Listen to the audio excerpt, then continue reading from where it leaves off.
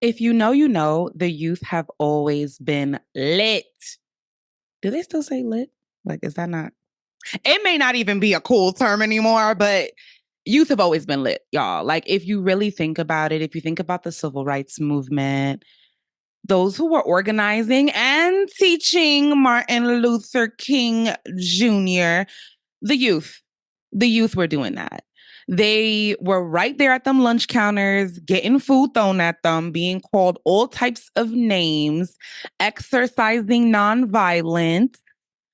It was the youth who were integrating schools and putting their bodies on the line by walking in looking cute as fuck amongst racist white people. Both young and old were outside telling them that they didn't want them there, learning amongst them. And that's putting it really nicely. So Google the signs. Google what those signs were telling these young Black children as they were walking inside of these buildings. So young people have just always been lit. I mean, there's so much to speak about the activation of young people. So in this episode, I'm so excited for this episode. We're giving the youth of today their flowers. Here are the top 10 ways that millennials and older generations, but I'm a millennial, the top 10 ways that millennials can learn from Gen Z.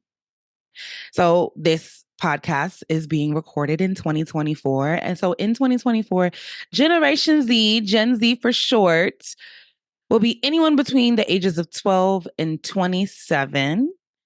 Gen Z, y'all were born from 1997 to 2012. Whoa. I mean, hey, y'all.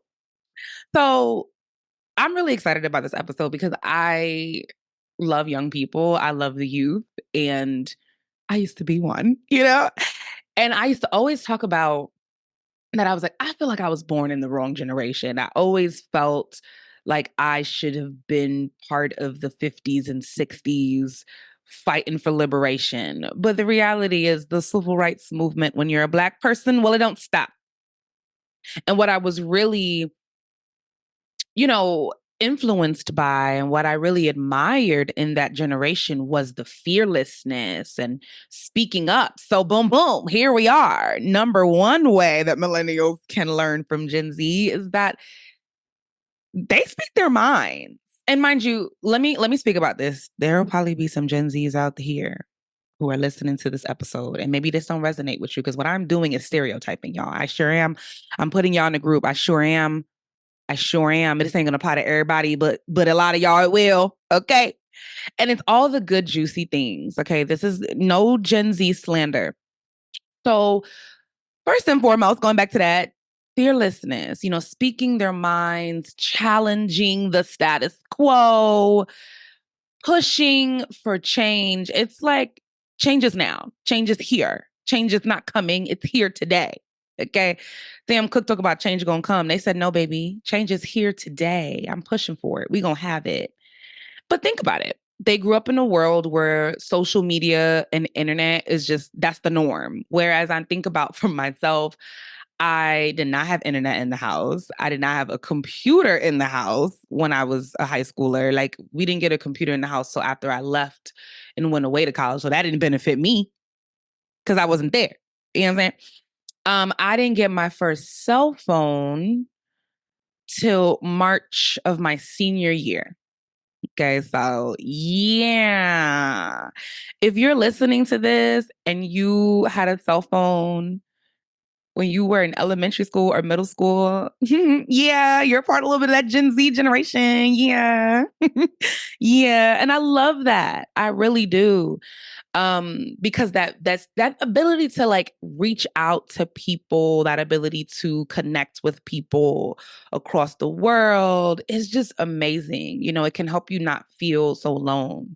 So I think about that. That's what the internet did, right? And so that if you grew up in an environment where that's what people have access to at the ready, I remember wanting to have access to knowledge, and that's one of the things that we'll get to.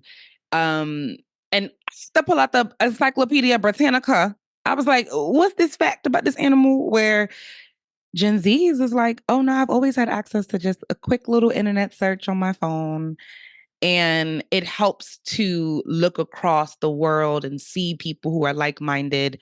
And you get to also see them speak their mind. So you speak your mind. Okay. The speaking up becomes contagious. And it really leans into a generation that are very responsible in a lot of different ways, like societal responsibility and conscious, like being woke, environmentally conscious. Gen Z tends to have a strong commitment to reducing the industries, like just different ecological footprints and positively impacting communities. They're also speaking up their mind in the workplace. It's giving workplace wellness. It's giving, well, this environment is not conducive for me to have a good day. Let's change it up. They are leading and embodying diversity and inclusion. So I do consulting on the side. Yeah, I do consulting. I'm a lifelong learner and a lifelong educator. They go hand in hand. And when I don't like diversity, equity, and inclusion. I'm going to put that out there. That's probably going to be a future episode. I don't like it, but I think that it is a step towards liberation. So I'm about steps towards liberation. Gen Z, they are the ones on the Zoom when I'm doing the trainings. They are aware. They are like, no, we can't just talk about it. We got to be about it. I mean, that level of like passion. Y'all got it, Gen Z. Now on to two. On to two, the second way. It's giving self-employed. It's giving entrepreneurial spirit. I mean, think about it. Growing up in a place of side hustles, self-employment, these things are the norm. When I think about me graduating college, this past weekend was my 15th college anniversary date. Like, I was like, oh my God, I graduated college 15 years ago for May 17th. That's wild. Um, and I think about graduating, I was the commencement speaker. And I remember trying to figure out the best way to inspire a graduating class that was going out into the workforce in a recession. I was the recession era, 21 years old, like, we about to do it. We about to make change. And child, so many of the top performers were at Walmart. We're at Walmart right after graduation. So this ability to take risks and pursue passions and turn hobbies and things you like to do on the side into like, no, this is a money making, I'm monetizing this. This is a business. And so I love that because it's not going into, oh, I'm working for other people. It's giving, I'm going to make my own employment off of things that I love. I'm going to monetize my skills. I'm going to monetize my interests. Come on, snaps to that. Now, on to the third way that we can learn from the Gen Zers, multitasking. Multitasking. This is something that really sets them apart, right? Being able to handle multiple things at once. Think about it, a smartphone, an iPhone, Android. I'm an iPhone girly, but I used to be an Android girly. Any type of smartphone, you have that at the ready. So that means that you're always connected, even when you're outside. When you're outside, you're always connected. Now, y'all, millennials and up. Remember back in the day when you would go outside and you go hung out with your friends? Maybe you went to a movie. Maybe you went out to eat. And no one had a way of reaching out to you because you may have not had a phone. So when you went outside and you hung out with your friends, you hope that they came downstairs right at the time they said they was coming downstairs because you ain't had no phone to say, you outside? I'm outside. Come outside. We ain't had none of that. So we just hoped that our friends were going to be on time. And anyone else who wanted to connect with us, they had to wait till we got back to the landline. Remember the landline? Remember when we had everybody's numbers memorized? To this day, the only two numbers that I know by heart. I mean, I know mine. I know my wife's, and I know my best friend from high school. I know her number, and she still got the same number. And so I think about that. I think about this ability to be on the go, remain connected. Literally, Gen Zers, y'all are probably sending 3 to 4 emails on your way to get to work. Whether you're taking a train, whether you about to get in the car, before you even get into the transportation, you already sent 3 emails from the door to the transportation. Then you're sending emails on the way there. Then you're probably setting up a calendar invite while you're in the elevator. I mean, come on. Also, just Wi-Fi's everywhere too, so it really allows you to kind of like be connected, but also be present at the same time. So it's giving time management. It's giving organization. Let's move on to the fourth one. Now, this is controversial. The short attention span. Now, hear me out. Hear me out. I want to call it a varied attention span, and we'll get to that. But studies have shown that Gen Zers' attention span is 8 seconds. Now, that might sound really, really short. Now, as a person who's a millennial, I've noticed that my attention span has drastically decreased. But let me tell you, hear me out on why I think this could actually be a good thing and something to lean into. What it does do is it makes space for micro moments that capture your attention. It's giving, I want to know in a short span of time, if you're someone that I like, if you're someone or something I want to spend more time investing in. Within 8 seconds, I want to know, do I connect with this? Is this relevant? No? Okay, swipe. Next thing. Yes? Okay. I want to dive in more. It's giving reclaiming my time. So while Gen Zers may prefer more shorter content and things to be a little bit more quick, more instant gratitude, that's still like being more selective and being more mindful of how and when they spend their time. When they care about a topic, they'll invest. Ask your Gen Z or how many hours they spend scrolling on social media. Ask a Gen Z or how long they spend gaming. If it's worth the time, I strongly do believe that Gen Z will invest in it. But is it worth it? Now, this is where we can benefit from it because millennials and up. You ever been in a long ass meeting? One of my number one things in a long ass meeting is this could have been a very concise email, no longer than a paragraph. We could bring this down to 4 to 5 sentences. Oh, yes, we can. I believe we can do it. This could have been a Google Doc. This could have been a G chat.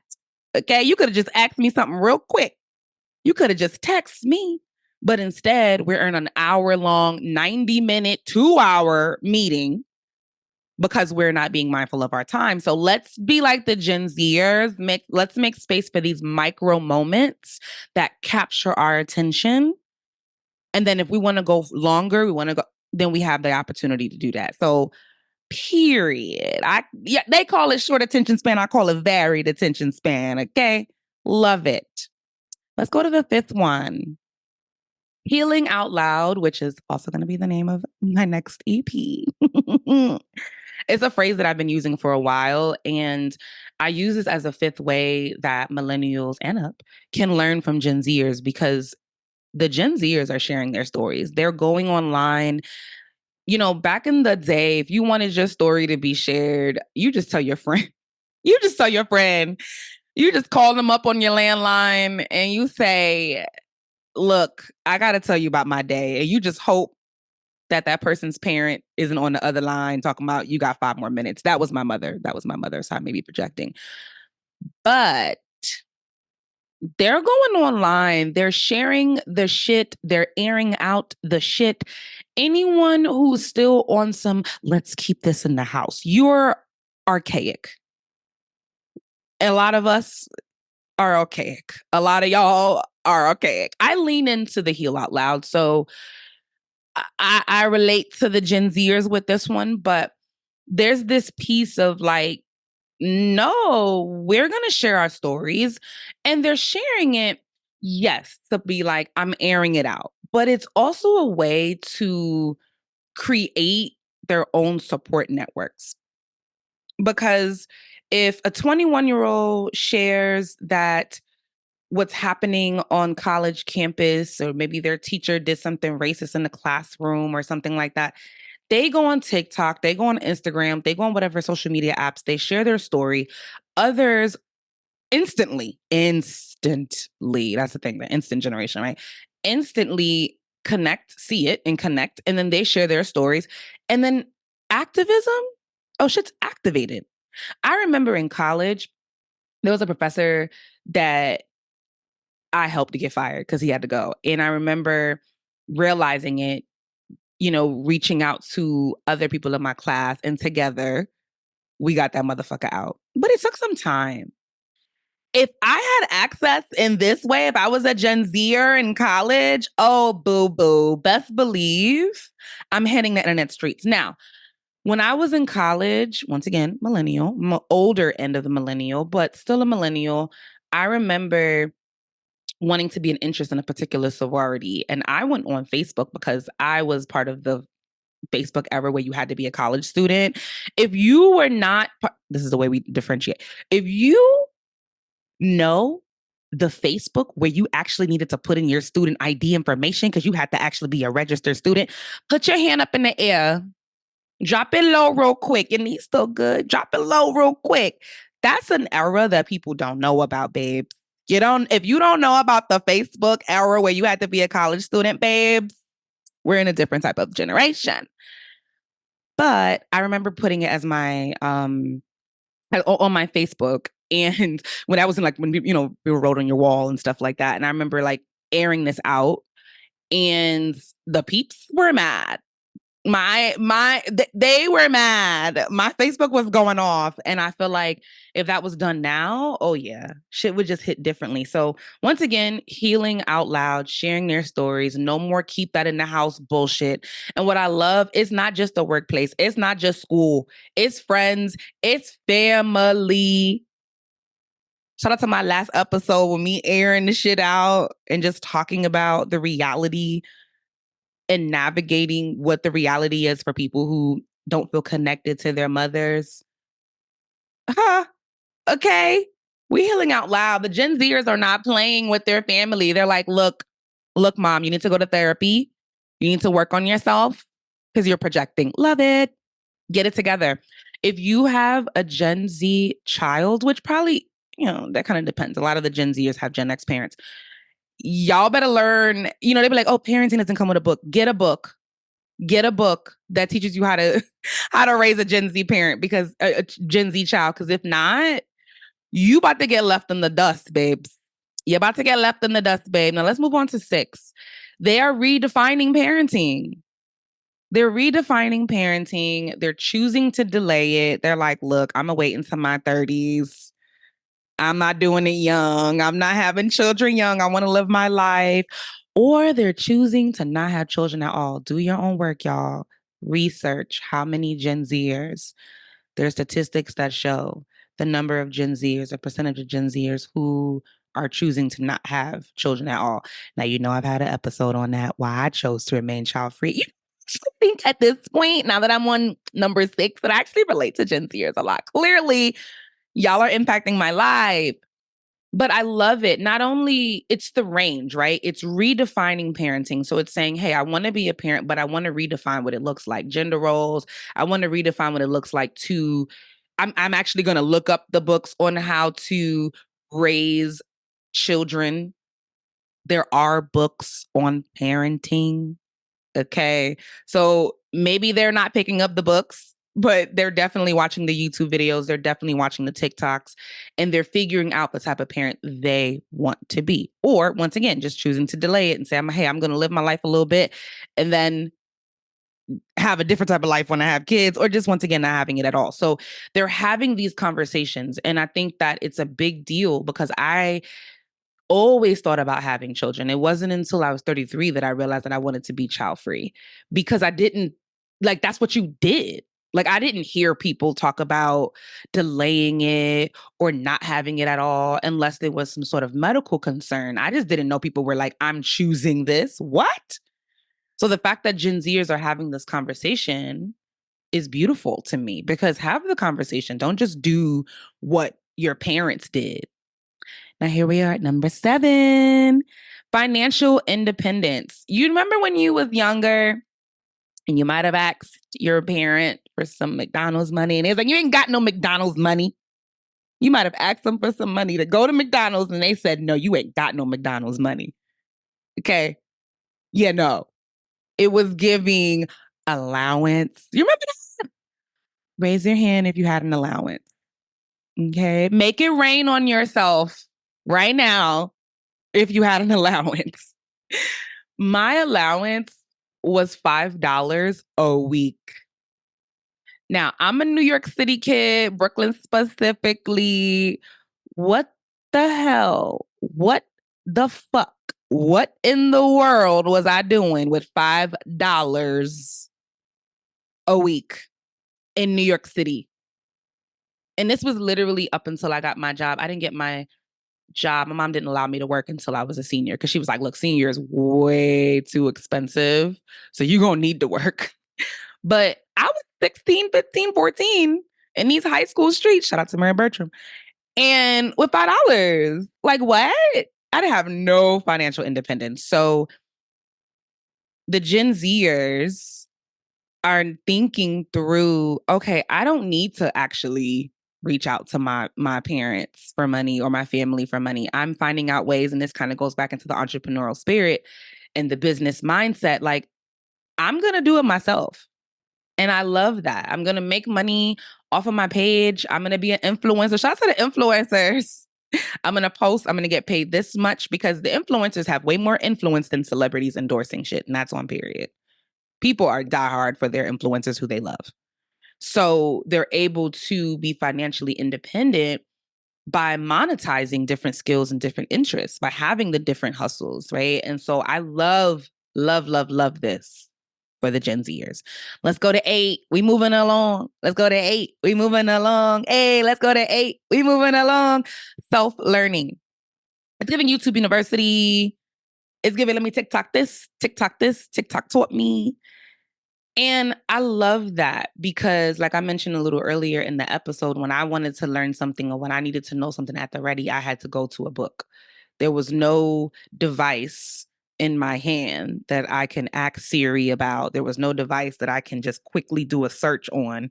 Absolutely not.